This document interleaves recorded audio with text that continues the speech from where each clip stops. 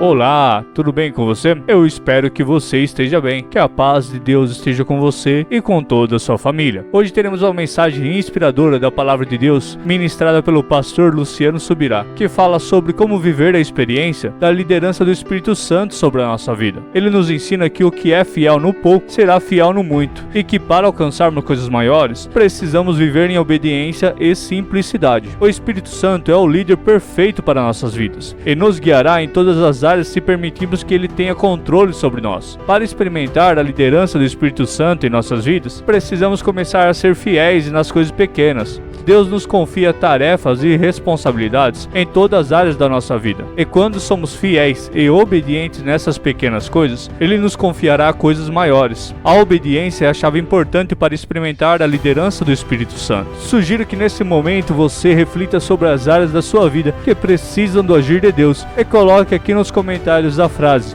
viverei em obediência e serei muito abençoado. Mas só escreva se você realmente crê nisso. Amém? Lembre-se de que é importante confiar em Deus e pedir a ajuda dele todos os dias em suas orações. Antes de começarmos a entender a mensagem de hoje, peço que deixe seu like e se inscreva no canal, para que mais pessoas possam receber as bênçãos de Deus através de nossos vídeos. Assim você estará ajudando a espalhar a palavra de Deus e alcançar mais pessoas com nossos vídeos que postamos diariamente aqui no canal. Vamos para a parte mais importante do vídeo, que é a mensagem de Deus para a nossa vida. Amém? Glória a Deus. Aleluia.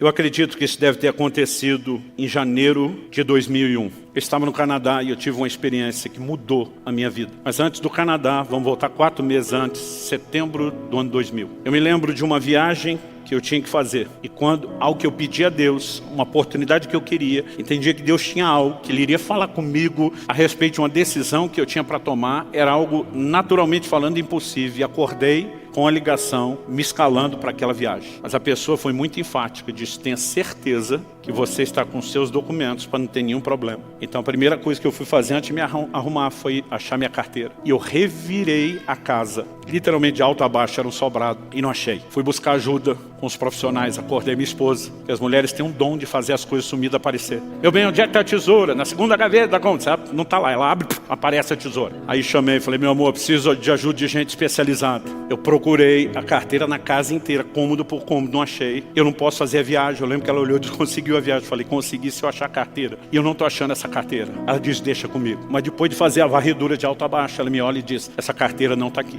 Eu falei: eu tinha essa suspeita. Agora, vindo de uma expert como você, me ajuda a pensar o que pode ter sido feito com ela. Falei: eu lembro que eu fui para o culto, isso era segunda de manhã, eu lembro que eu fui para o culto domingo à noite com essa carteira. Ela falou: então talvez você esqueceu na igreja. Corri para a igreja. Naquela época a gente ainda tinha os zeladores que moravam na igreja. Pedi para abrir, fui olhar, próximo das cadeiras onde eu sento, derrubei nada. Pensei, eu fui no gabinete atender alguém, olhei nada. Aí comecei a pensar onde fomos depois. Bom, jantamos na casa do irmão fulano de tal. Fui lá acordar o irmão fulano de tal. Falei: cara, eu acho que eu deixei minha carteira aqui ontem. Nós demos uma revirada na casa dele, nada da carteira. E aí começou a me dar uma angústia a respeito do assunto da viagem. Eu falei: não é possível que aquilo que eu tinha tanta certeza que Deus ia me dar, me deu, eu vou perder pela falta da carteira. Então quando eu fui saindo da casa dele, eu comecei a orar e dizer: Deus, me mostra onde está essa carteira. Mas me mostra. Na minha cabeça, minha fé era assim: só me ajuda a lembrar. Enquanto eu estou orando: me mostra, me mostra, me mostra. Eu assisti como fosse um filme numa tela de cinema. Eu vi o momento onde eu estava saindo da casa onde eu morava para o culto. A casa era uma casa mais alta que o nível da rua, e a escada que descia para o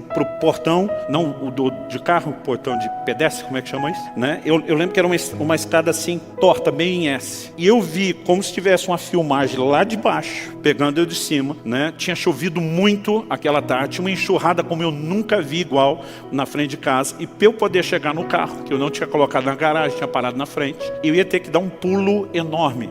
Então eu me vejo no filme calculando o pique que eu tenho que dar naquela escada para conseguir pular a enxurrada toda. Era daquelas, se você pisa, não molha só o sapato, era pelo menos metade da perna. E eu tô ali calculando. Era um dia frio e eu estava usando por cima da roupa um sobretudo. Nesse sobretudo tinha um bolso grande do lado. E naquela visão, naquele filme que está passando, eu vi a carteira que eu usava na época, a turma chamava antigamente de capanga. Agora a gente vai saber a idade de quem, dependendo do jeito que a pessoa ri. Tem uns que ri de lembrança, tem outros que ri de que coisa ridícula. Mas era um negócio que a gente botava um talão de cheque. Bom, quem não sabe o que é capanga não deve saber o que é talão de cheque também, né? A gente botava ele inteiro aberto, sem dobrar. Então era uma carteira enorme. E eu tinha colocado ela no bolso do sobretudo. Mas apesar do bolso ser grande, a carteira era enorme. Ela está assim, quase metade para fora. Eu estou vendo tudo isso na visão. E eu vi que a hora que eu desci correndo e dei o pulo, o movimento que eu fiz com a perna direita bateu do lado de dentro no sobretudo. Pensa num filme assim que deu zoom na carteira, né? A câmera deu um zoom e eu vi naquela hora, pelo lado de fora, a carteira sendo ejetada, projetada para fora. Mas aquilo foi tão nítido, eu simplesmente vi ela sair do bolso, era que começa a cair, sumiu a visão. Eu corri para frente de casa, falei, deve estar lá ainda, né? Eu morava assim, literalmente no fim da linha, o meu bairro, era uma esquina que virava para voltar na outra rua, não tinha mais quase nenhum movimento, a não ser os moradores. Falei, a carteira deve estar ali. E quando eu cheguei, comecei a procurar, nada da carteira ali pela calçada. Pensei, algum vizinho achou, pode jogar no quintal, nada. Olhei caixa do correio, nada. E de repente eu falei, não, eu tenho certeza que eu não inventei aquilo. Falei, Deus, eu quero ver o fim do filme. Eu falei, o filme parou antes de eu ver onde a carteira caiu. Eu quero ver o fim do filme. E de repente aquilo voltou como se tivesse pausado, aquele carteirão no ar. E alguém deu play. E eu vi exatamente onde a carteira caiu. Ela caiu dentro da enxurrada. E a hora que caiu, aquela câmera lenta parece que entra na velocidade normal e eu vi a carteira indo embora. E o Espírito Santo falou comigo, vá ao próximo bueiro. A carteira é grande e enroscou. Ela não desceu, ela está presa no bueiro. Achei o bueiro, a carteira estava lá. Irmão, pensa num cara que ficou empolgado. 4 meses se passaram, eu estou lá no Canadá e depois de um culto que tivemos, um mover do Espírito bem gostoso. Pastor Frank Seixas, que já pregou aqui, que foi no novembro antes da pandemia, ele estava nos recebendo, pastoreei uma igreja de canadenses, e nós tivemos um mover do Espírito tão gostoso. Eu lembro que o assunto do almoço era sobre o mover do Espírito Santo. E cada um começou a compartilhar experiências pessoais de direcionamento. Eu estava com aquela fresquinha e joguei a minha história na mesa. E quando eu joguei, todo mundo, uau! Tipo, essa foi boa pra caramba. E eu estava metido que só, dizendo, essa foi boa mesmo. Uma das melhores da minha vida. E eu lembro que o pastor Kiko, como a gente chama lá, o Frank, ele falou pra mim, muito boa. Mas sabe quando o cara fala assim com a cara de, mais? Eu falei, mais do quê? Ele falou, mas já vi uma melhor. Eu falei, não acredito, você vai querer ganhar. Ele falou, não, só fui a testemunha. A experiência não foi comigo, mas eu estava lá e eu presenciei. E ele compartilhou a experiência de um pastor, já está com o senhor, desses da vanguarda do avivamento do Brasil. Ele falou, você conhece fulano de tal? Eu falei, conheço. Já encontrei o velhinho em muito aeroporto rodoviário e muita igreja por aí. Ele falou, pois bem, ele foi uma das pessoas que levou a nossa família, a nossa igreja a experimentar o mover do Espírito Santo. Eu, depois de alguns anos, encontrei ele em algum lugar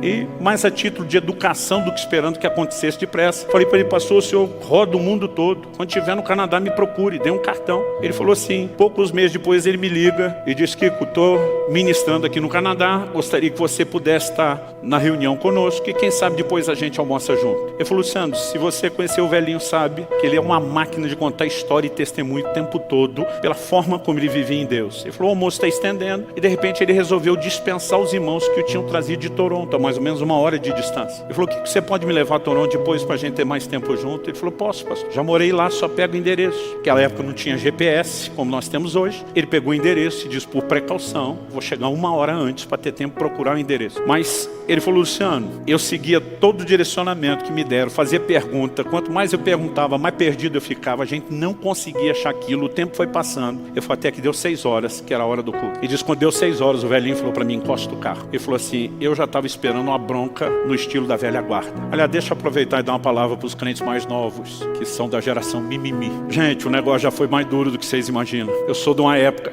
quando criança, que diácono da igreja dava cascudo na cabeça da gente, as crianças, pegava a gente pela orelha para levar para o pai, né? E eu não entendo hoje quando alguém fica sentido porque acha que alguém não sorriu para ele dentro da igreja. Eu digo, tu tinha que ter conhecido a época dos crentes raiz e não Nutella.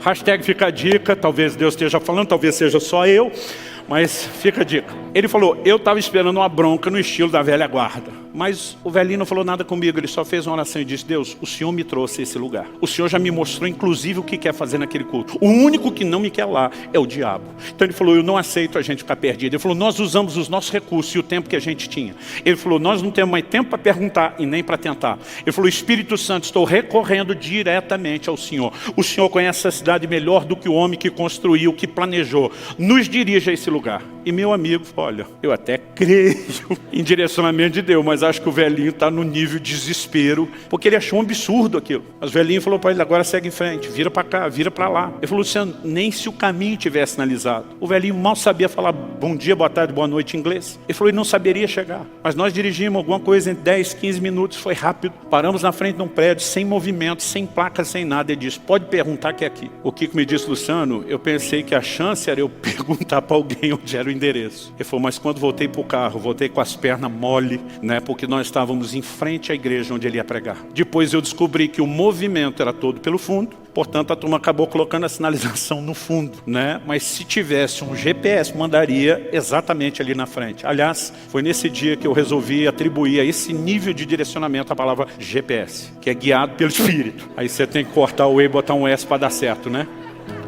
Quando ele contou essa experiência, gente, é sério, eu não sei explicar o que aconteceu, mas algo me pegou por dentro. E deu um desespero de correr daquela mesa. Eu lembro que o almoço estava sendo na casa que eu estava hospedado, eu falei, gente, me dá licença. Eu só levantei, eu vazei, eu corri para o quarto, onde eu estava hospedado, eu fechei aquela porta, eu dobrei meus joelhos, eu comecei a chorar, eu estava debaixo de um toque de Deus inexplicável. Eu comecei a dizer assim, ó, a experiência da carteira foi boa pra caramba, mas essa aí foi bem melhor. Eu falei para Deus, não é a competição com outros, mas comigo mesmo. Eu não quero ficar preso a um nível de mediocridade. Se existe esse nível de liderança do Espírito Santo, eu quero ter, eu quero experimentar. E era um desespero, irmão, uma vontade de arrancar os cabelos. Tem coisa que você não precisa se adiantar, o tempo te ajuda depois.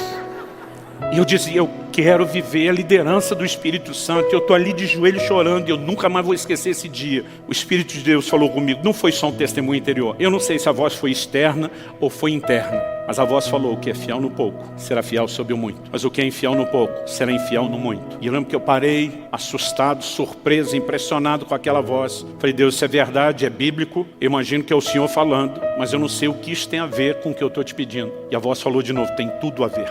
Ele diz, enquanto vocês, ele falou, isso serve para você. Mas eu quero que você, estou te comissionando a ensinar isso à minha igreja, em todos os lugares por onde eu te levar. Eu quero que você fale dessas coisas. Ele diz, enquanto o meu povo não aprender a se mover num nível de simplicidade, de obediência ao testemunho interior, às direções simples do Espírito Santo, ele diz, vocês não têm o direito de clamar por experiências maiores. Aquela voz me diz, quem está detendo o grande mover do meu Espírito na terra não é o diabo, é a indiferença de vocês para a liderança do meu Espírito. E aquilo foi um choque que eu não tenho condições de descrever.